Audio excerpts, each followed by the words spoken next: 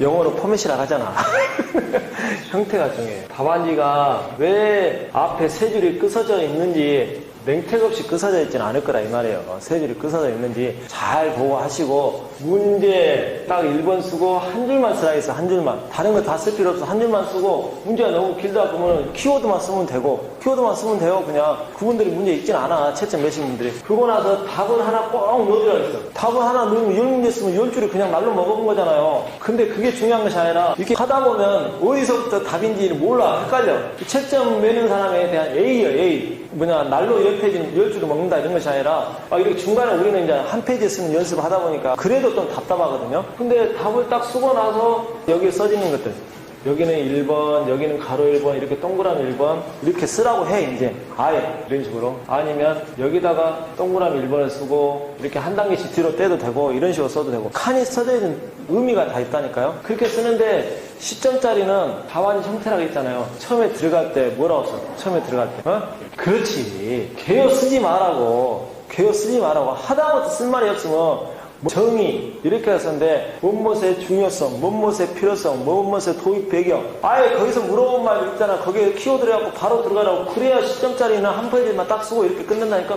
그러고 나서 3페이지 3번 이상을 넘기지 말라고. 웬만하면 3번 이상 넘기지 말면 거기서 이미 딱 정리가 돼버린다니까요. 면접에서도 내가 이렇게 가르쳐. 2차 면접에 대해서 성능이주 소방설계에 대해서 장점에 대해서 이야기하죠. 그러면 성능이주 소방설계에 대해서 한 3가지로 나눌 수가 있습니다. 이렇게 먼저 박아갖고 그냥 1번 적극적으로 설계가 가능하고 2번 과학적으로 생각하고 그 다음에 3번 자율적으로 하는데 하나가 남는데 자율적 또는 정량적 설계가 가능하다 이런 식으로 말해.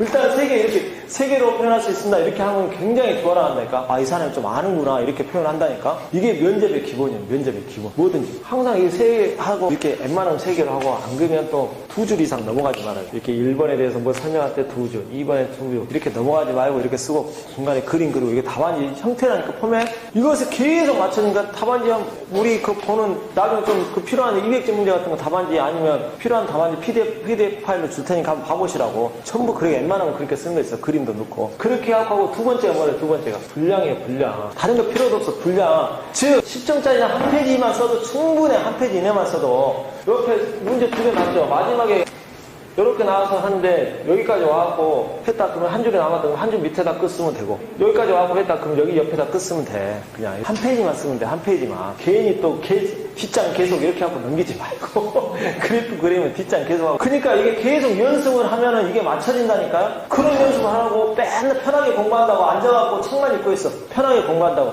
누구도 평생 책만 읽고 있을 거야? 옛날 선비들처럼 맨날 그냥 식구들은 굶어 죽고 있는데 평생 책만 읽고 있어? 그거 쓰겠냐고 그런 것이. 그럴 필요 없다니까?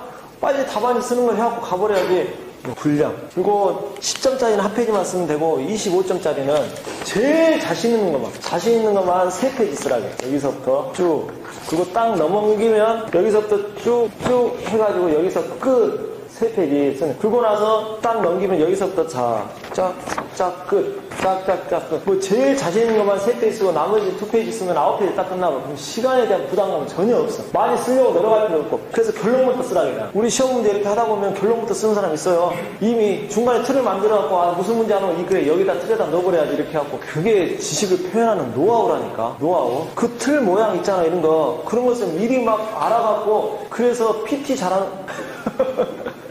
프리젠테이션 잘하는 사람이 빨리 합격해. 왜 틀을 말 만들고 표현 채점 몇는 사람들 다 똑같은 말을 1번, 2번, 3번 하는 것보다는 무엇의 중요성 이렇게 하면 이런 식으로 이렇게 다 하나씩 이렇게 표현해갖고 하는 것이 눈에 확 들어오잖아. 쉽기도 하고 글자 틀려도 돼. 잘못된 거 써도 돼. 신뢰성이 높다는데 신뢰성이 낮다. 경제적으로 높다는데 경제성이 낮다. 이런 게 써도 거기에 대한 정확한 말은 없지. 신뢰성, 경제성 어디 들어갔나? 신뢰성이 낮을 수도 있구나. 높을 수도 있구나. 그렇게 생각하는 거지. 사람이 그때 갖다 뜯어서 틀리니까 정확한 답을 모르고. 그래서 채점 내는 사람들이 다 하는 말이 공통적으로 하는 말이 숫자에 너무 연연하지 말라고 해. 숫자에. 근데 요즘에 빵점도 나오거든. 내가 물어봤어. 빵점을 주셨습니까? 몇십 빵점은 나오는데 왜 줍니까? 그러면 처음부터 아예 핀토가 그냥 잘못 나가고. 그러니까 시험 보는 사람들 문제점이 뭐냐면 가서 이렇게 하다가 내가 아는 문제라 생각하고 써버려. 근데 가서 보면 또 생각. 이번에 봐봐 뭐 성민지 소방서 이렇게 하는데 성민지 소방서 물어보는 문제 아닌 것도 많아. 공공화재에 대해서 물어본 거 아까 거기 뒤에 하나 빠졌네. 공공화재에서 물어본 거야 그냥 성민지. 결국은 뭐냐면 건축 대체 소방서 대체하고 성민지 소방서 하자 그런 뜻이요. 그걸 갖다 그냥 다 집어넣으면 돼. 매 시험마다 1교시 3명, 2교시 3명, 3교시 3명, 4교시 3명 12명이 시험을 내. 매 교시마다 시험 문제 틀려. 채점 매는 게 틀리니까 이걸 1교시에 썼어, 2교시에서, 3교시에서, 4교시에서 다 써도 누가 모른다니까? 그거 그냥 이렇게 하시면 돼. 아무 생각 없어. 그래갖고 분량했죠. 세 번째는 이제 중요한 말이라고 안 하는데 그냥 중요 단어.